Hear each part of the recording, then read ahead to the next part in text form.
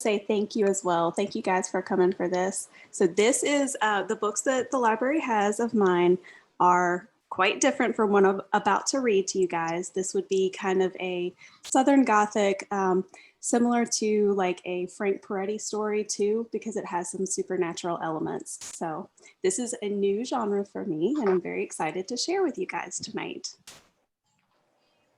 All right. This is No Girl's Land, an otherworld tale. In a land flowing with religion and all its traditions, a vein of knowledge on how to rend and corrupt the good and right runs wider and deeper. While some men fight their evil over good in the world we see, spiritual forces wage a grander war all around us, without us even knowing. Every so often, though, they let a mortal cross the barrier into the immortal realm and go forth to tell their tale. I smelled him on the breeze. His stench lassoed me as I risked a backward glance and stumbled to the asphalt. When I skidded across the potholed road, a searing burn told me that my ribs had sliced through my skin. Not surprising, with how thin I'd become during my years in captivity. My Meemaw would say I needed to eat a biscuit, if only I had a biscuit. If only I could see my Meemaw's face and sink into her warm, doughy hug. Instead, my tumble tossed me toward the ditch, and my scarred wrists were too weak to keep me from tumbling into its stagnant muck. Crack. Deprived of calcium, my own bones betrayed me. One more odd against winning my freedom from him. I held the broken arm against my torn side, the unnatural angle a reminder of every sting of his belt and each slice of his chains. All his devices broke and bent me, making me captive to his sickening will. And still, his stench, his rancid taste, his poisonous touch, his invasion of my senses remained a phantom presence. Would it always? I squeezed my eyes against the despair that seeped through my clothes like the foul moisture in the ditch. Over the years, I'd listened to this country road from the doomed prison where he held me. Its sound had been a melody of the life that continued outside my cage, and I had placed my hope in some passing angel of mercy whenever I could finally escape his prison house.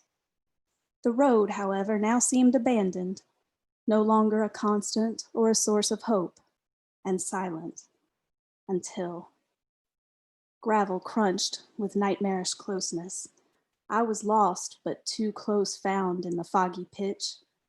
Liquor, tobacco, and drugs, all cheap, none free, became smelling salts for the senses. Those and the ever-dropping chill of the air shot strength through my system. I rose from the dead ditch on to life, or another form of terror-filled forced servitude. The memories rose, my senses tingled. Their combination prodded me and gifted me speed, breath, urgency, a desire to live, and a superhuman ability to pull farther ahead of the madman still hunting me. Crunchy strands of hair stung my face, blinding me with their presence and the tears they caused. As I stumbled along, rocks and littered glass shards sliced into the bottoms of my feet and reminded me of how alone and lost I was. Running from the horror to an unknown, could anything be worse than what lay behind? The wind funneled around me, shredding that past from my skin, leaving me raw, exposed, open to healing and to a seed of hope. A shimmering facade suddenly loomed before me, a specter raising the curtains on a new drama, set to unfold with me as its star puppet, ever captive to another's script. I stopped short, hardly keeping from toppling over. The fortress's unexpected presence knocked me still as its foundation stonework. My mouth hung as I looked up, still up, to where its crown disappeared. A thick, forbidden iron gate barred the entrance to the mansion. Its scrollwork appeared intentional, but I couldn't pick out a pattern. Spreading out on either side from that gate, a wall blocked all view of the mysterious grounds. The wall's color and texture reminded me of our trip over to the Gulf. Had it been 8, no, 10 years ago? I was young, innocent, happy, free. I scooped the sand in my hands and then let it trickle between my fingers as I watched the waves crash in and roll out, in and out, in and a growled obscenity broke my daze. I'd never forget that twang. Mountain meets bayou, joined with a tone of pure evil. He was too close. The night slithered around me, like his every touch and breath. It tightened its grip and constricted my heart and lungs with the horror he brought. This was the fear I'd run from. It couldn't be closing in on me again already. Mouth closed and resolve restored, I claimed my own future. A surge of emotions from terror to bliss flooded my soul. Never again would he take me. Never. Once eerie and oppressive, the fog now cloaked me and gently guided me forward. I reached deep inside toward a glimmering remnant of courage. Good hand outstretched, I gripped that massive gate, doubtful I could even budge it. A chill surged up my arm and down my spine as the rusted metal trembled beneath my touch. It came alive and adhered to my hand, pulling me inside. I tripped over a metal grate just inside the gate when it released its grip on me, and then I rolled over gravel, sand, and dirt. Grains and specks clung to the sweat of my exposed skin, a stinging reminder of the many never-healed wounds with which he'd branded me.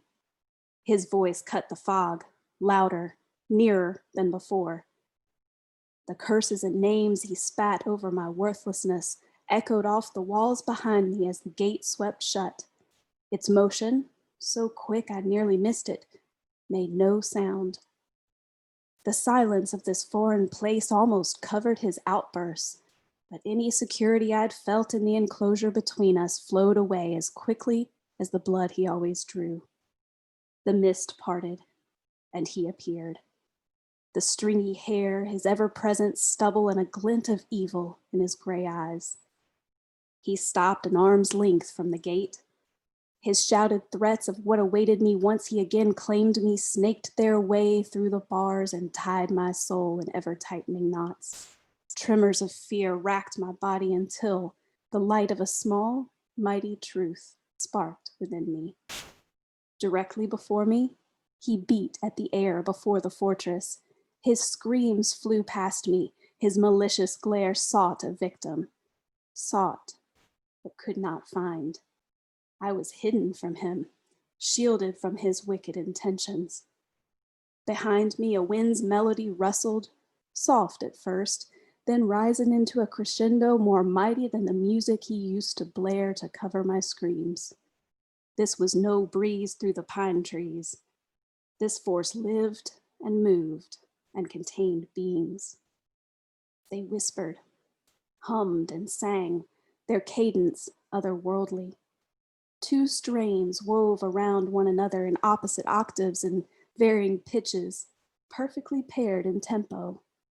This place, this otherworldly encampment, was a battleground of angels and demons. I'd felt their presence in his prison. Any comfort, peace, calm that covered me came from these light beings before me. His hideous corruption and base demands overflowed with the grotesque appearances and ear-piercing shrieks of these dark shadows rustling around me now. Their combined music surrounded me, healing my deepest inner wounds. At the same time, it tore open my outer ones. The peace of my soul struck against the free-flowing blood as the music ascended to an earth-shattering discord. With that final blast, the man before me, the director of my every wakened nightmare for the past 6 years, threw his hands above his head. His eyes held an emotion I'd never seen in them before. Where once only hate and evil pooled, terror ran. The devil of my days and nights quaked with the earth beneath him as he beheld a new song, the duet of good and evil, playing behind and above me. It was the warring symphony of angels and demons, and they required his soul to attain their screaming finale. One side condemned and cast him away from me, while the other hungrily collected him for their master's fiery pit. No more a marionette in his unfolding drama, I stood as a silent witness to his destruction. The music hewed my tormentor in half, each side a clone of the other, flesh and blood no match for the forces of the other world. The music's power stretched both sides of him, distorting every feature and releasing the foulness within the man before shredding what remained. The shattering notes cast his darkness a zillion ways, none of which my eyes could follow, before the sound settled and seeped into the earth beneath where my oppressor had stood seconds before. I sank to the still quivering ground, eyes locked on where my horror had just vanished. A dream? No. Nightmare? Hallucinations? Had his manipulation finally snapped my mind to reveal my heart's greatest wish without any hope of its reality? Perhaps. But there, just inside the gate, dirt specks drifted up to dance in the vibrating air, their movements jerky, sporadic, slow, timid. Then purposeful as more rose, the music had returned to full volume. It sped to a waltz, then a reel, and finally a tango.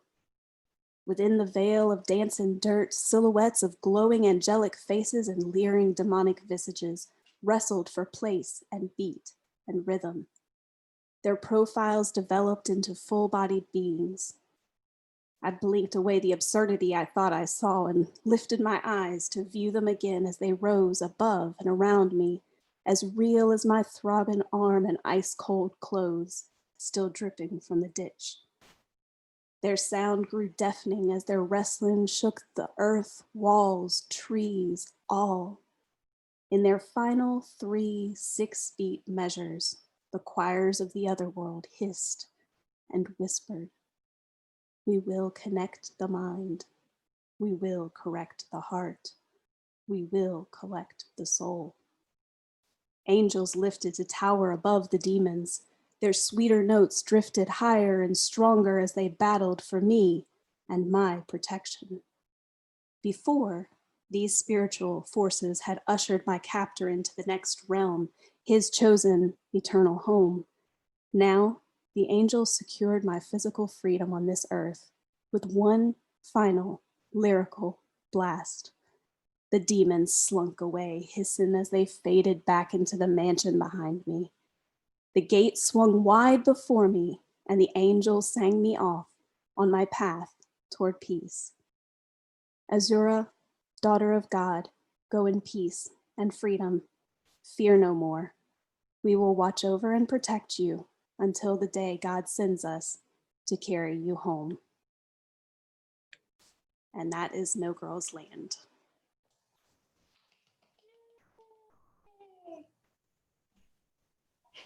You have the best reading voice. Very good. I really like the idea of good and evil, angels and demons doing a duet. I thought that was a very interesting concept. You don't think of a duet as being anything other than pleasurable, but then to put those two together, I thought that was very interesting, that part. I like the whole thing, actually. Thank you. Thank you. That means a lot. That was really good. Is that a new story that's coming out that you're working on? I actually wrote this story a year ago, and you can still see it on my website in a very different format.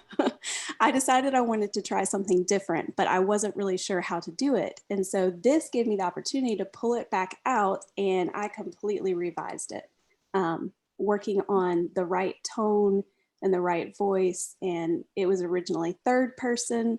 I made it first person.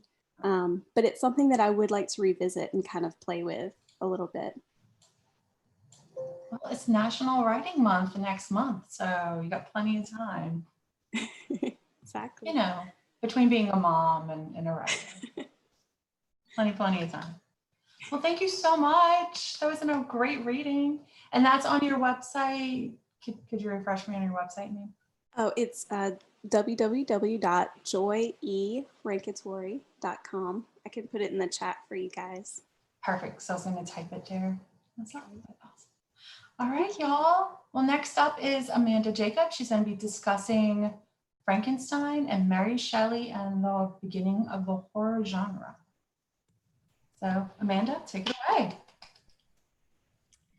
Hi, my name is Amanda Jacob. I am an English instructor for North Shore Technical Community College.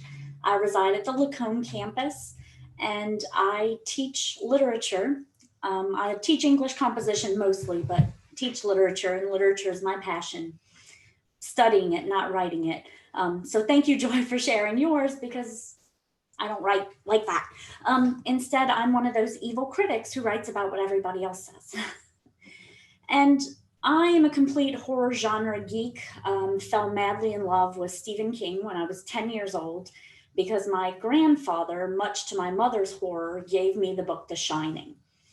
And when I got to college and I was studying, everybody knew my love of horror, but I wasn't much on British authors.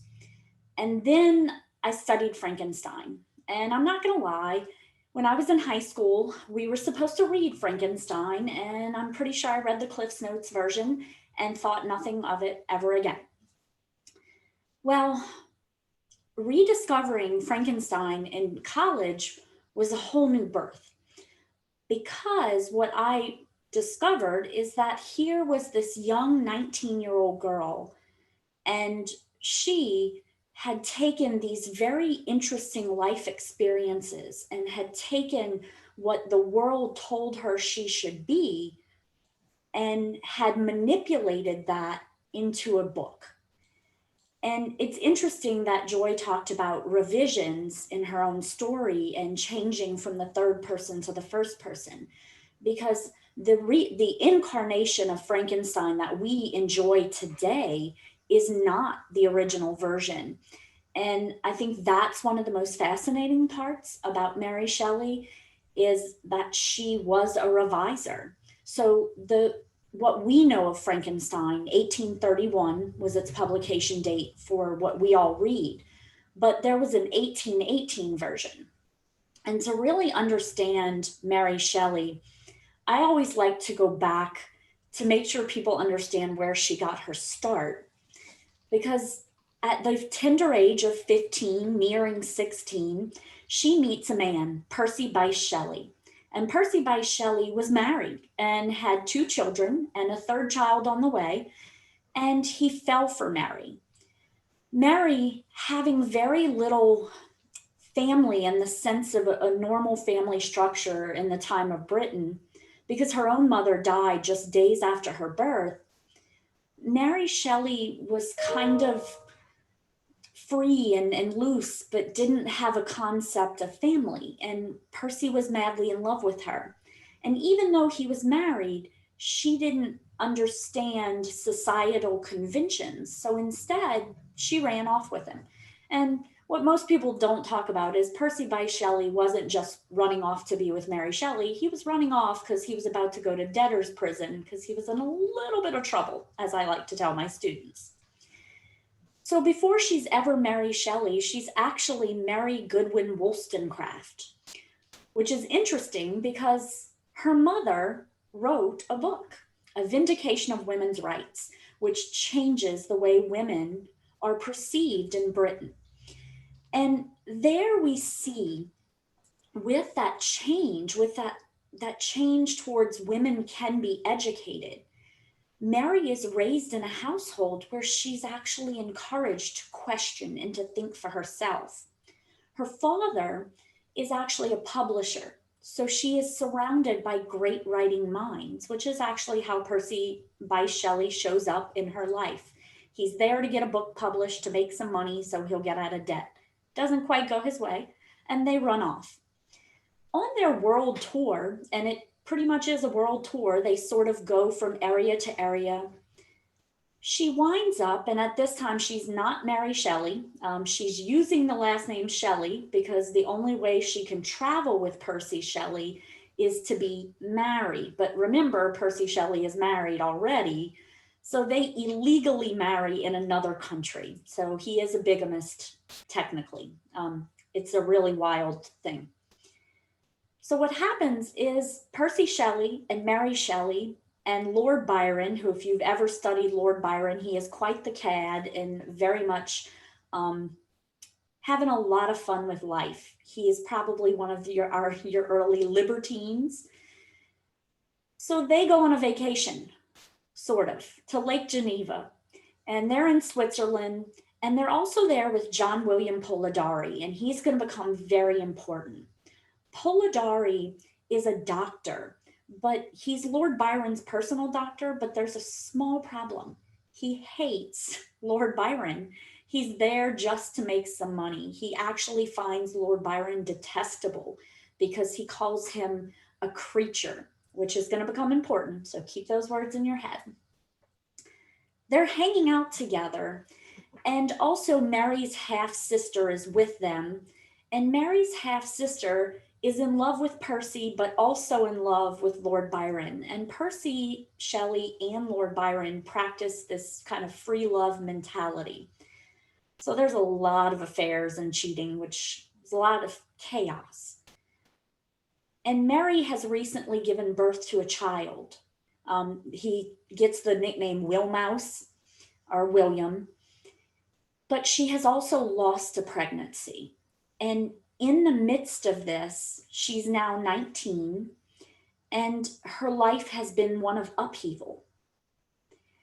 And here she is in Geneva, and they're having, on a rainy night, around a fire, all of these people, these great literary minds and these great minds are talking about stories, and they're reading German ghost stories. And German ghost stories, up until this point, they have their own name. It's Phantasmagoriana. And these stories are unusual because the monsters in German ghost stories aren't hideous. They're generally monsters very much as phantasms, where it's mostly fantasy in your imagination. So when Joy talks about the duet of heaven and hell, that's the sort of thing that would have fit right into Phantasmagoriana. So here they are, they're reading these stories, and Lord Byron says, well, that's okay. We'll have our own ghost story challenge, and whoever writes the best ghost story wins.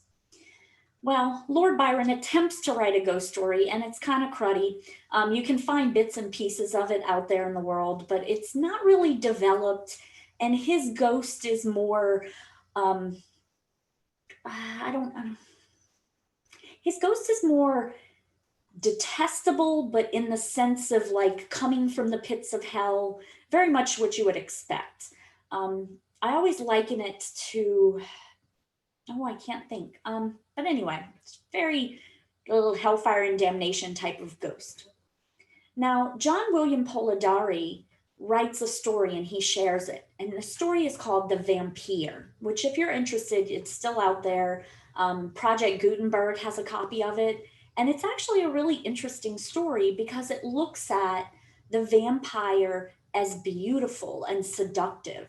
And if you're thinking, well, yeah, that's been around a long time, well, you can actually thank John William Polidori for the idea of the vampire being kind of sexy.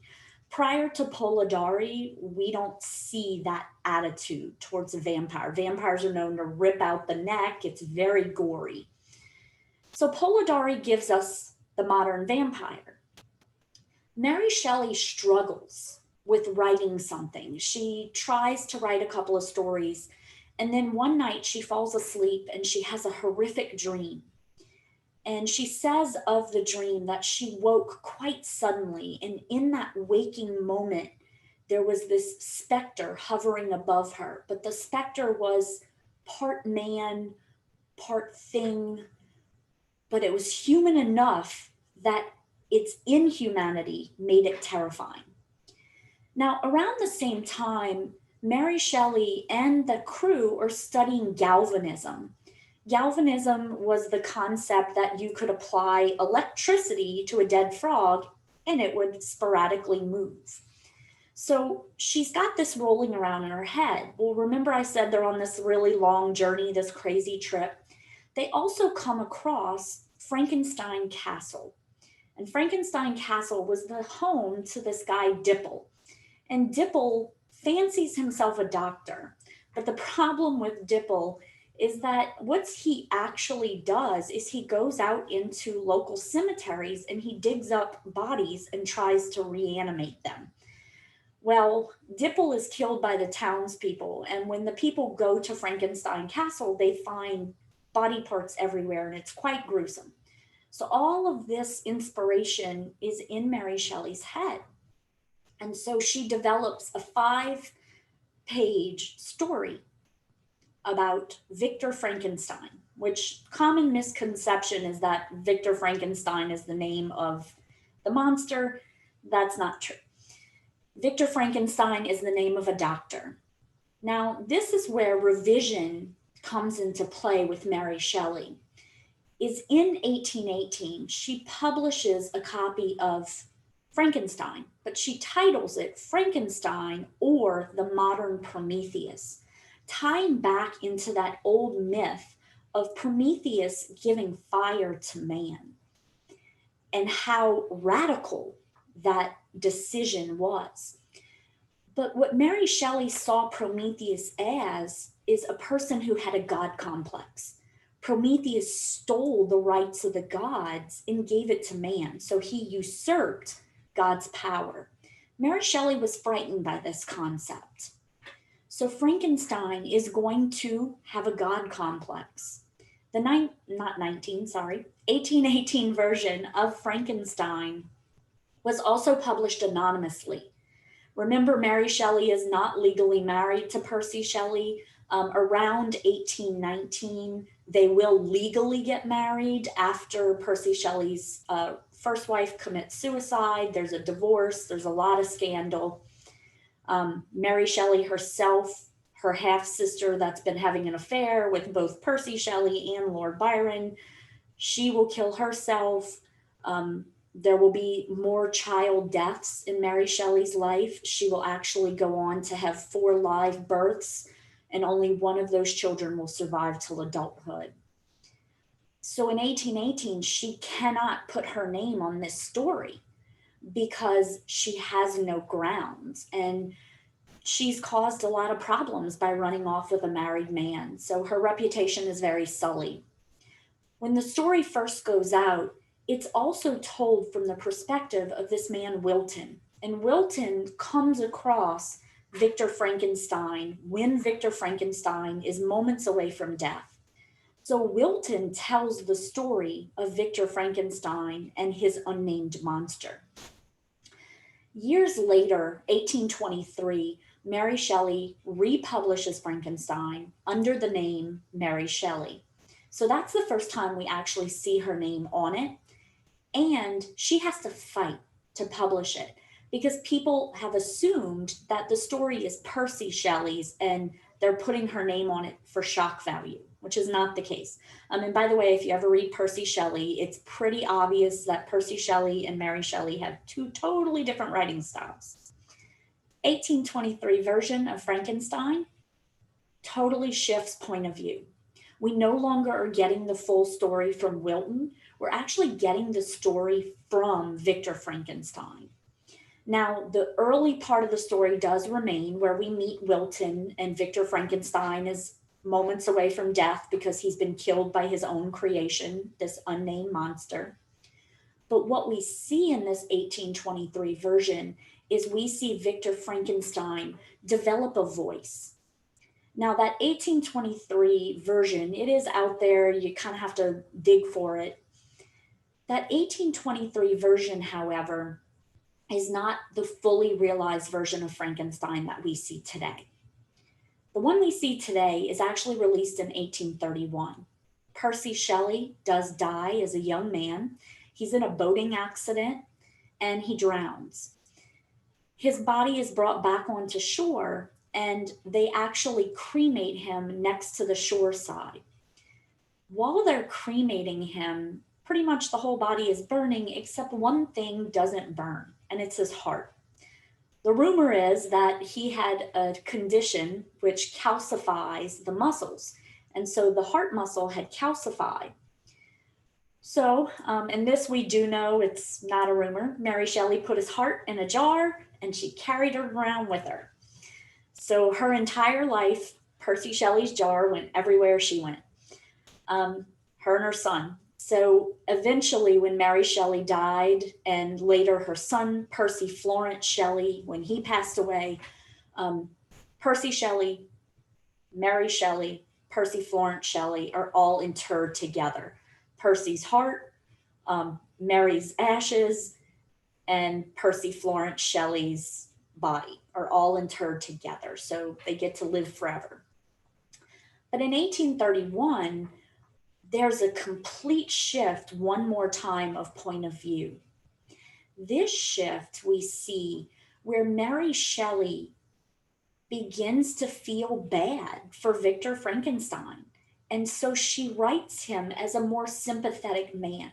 She writes him as a flawed human being who, instead of being the true monster and making this monster and having his God complex take over, instead, she writes him as an accidental monster. She writes him as a sympathetic person that we should feel for and that we as readers should take into our heart, but we should treat him as a warning. He's a reminder that even man, even human, can do ghastly things, and that if we're not careful, we can develop our own God complex and we can become the monster. So her 1831 Frankenstein becomes more of a cautionary tale than a true ghost story. So a lot of people don't think of her story as a monster story because our unnamed monster even is more human in the 1831 version. He's still grotesque to look at because remember, he's pieced together from a lot of different body parts, and some of them aren't doing so good. So he looks a little rough.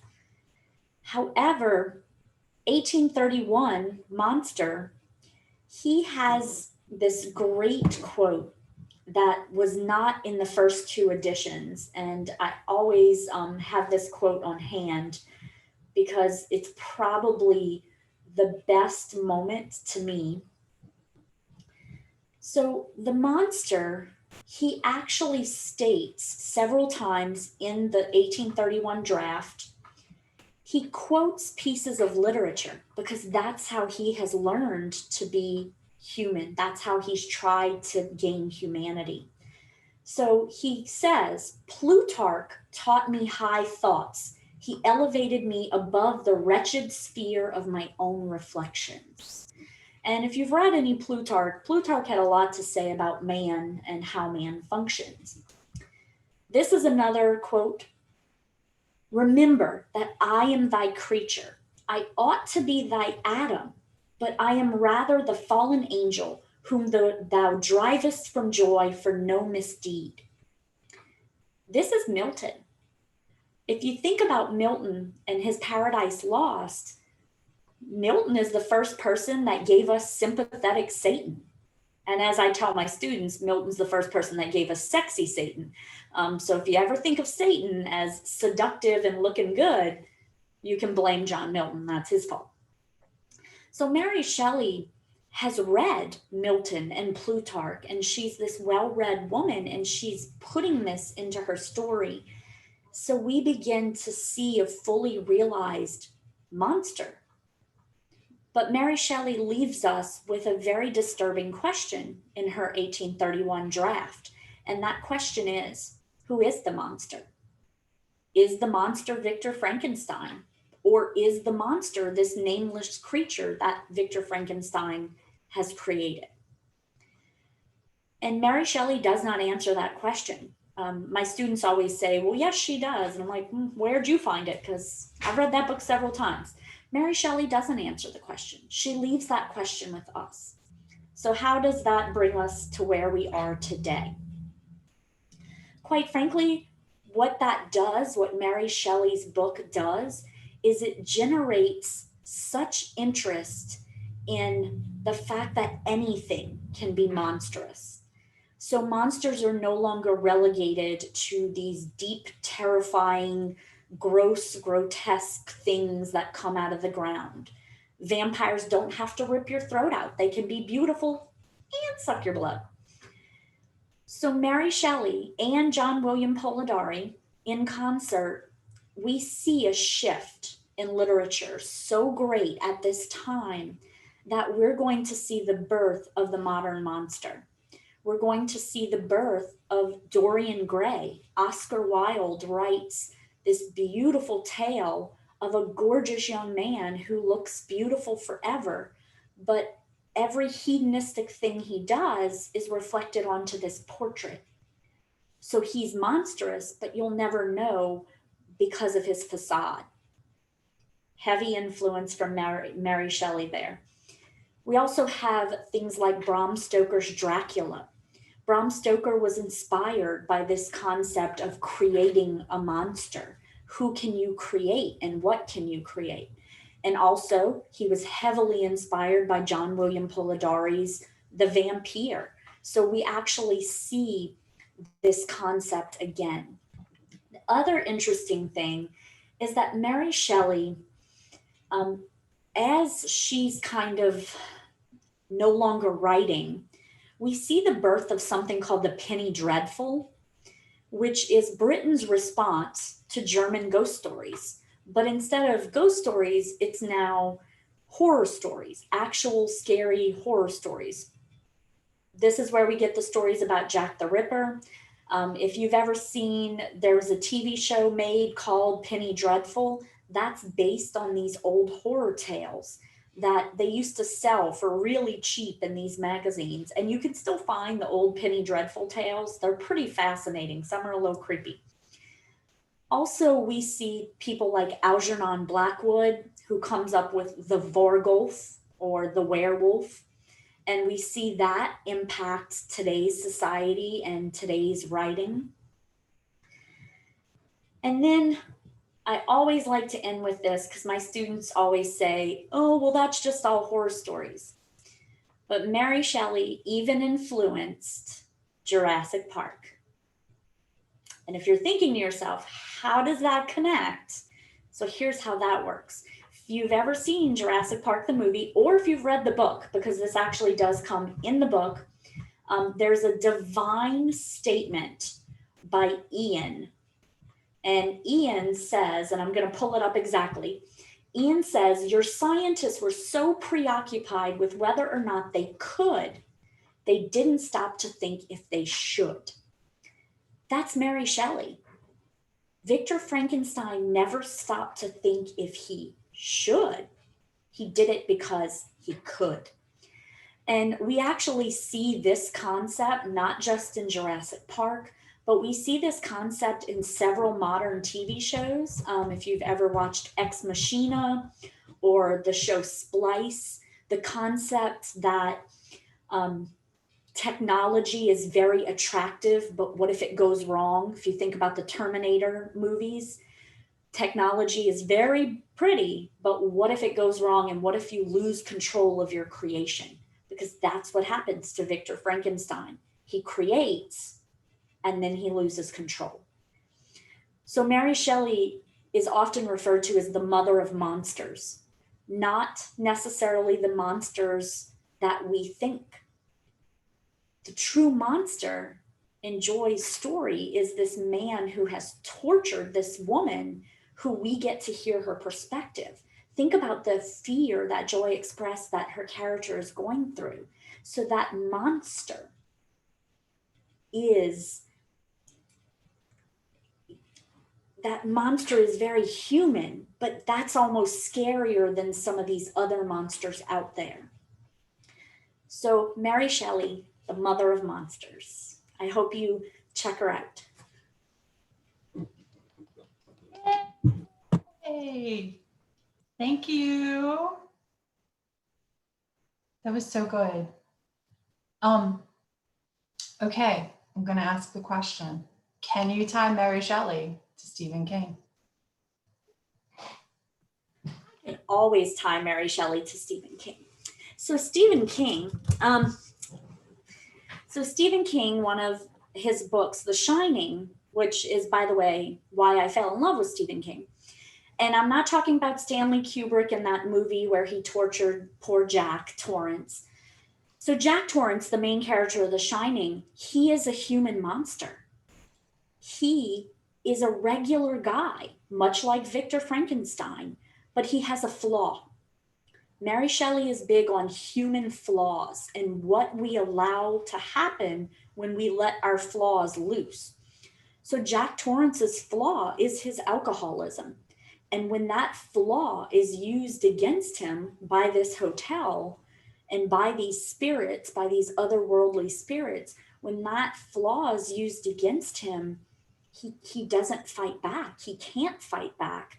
And so we watch this character, this man, devolve into true monstrosity to the point where he nearly kills his wife and child. Also, if you look at Stephen King's book, The Stand, that good old classic good versus evil, we have Randall Flagg, who represents the devil, versus Mother Abigail, who's pretty much the perfect, wonderful, grandmotherly, very spiritual, loving woman.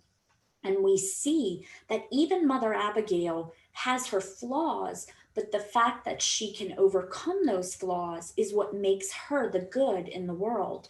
And what makes Randall Flagg the evil is that he doesn't want to overcome his flaws. He's going to capitalize on them and he's going to continue to use them.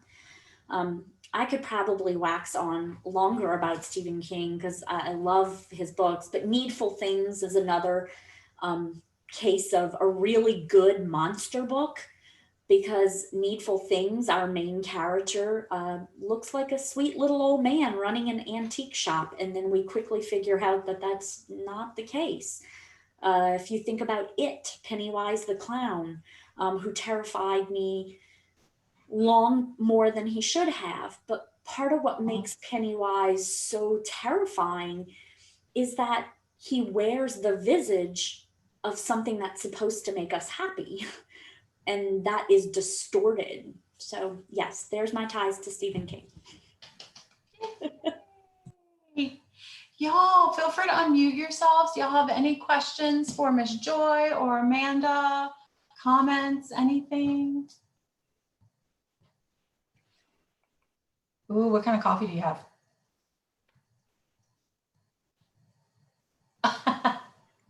It's not coffee, it's soda. Oh, well, I was hoping for coffee. Y'all, any questions? Any thoughts?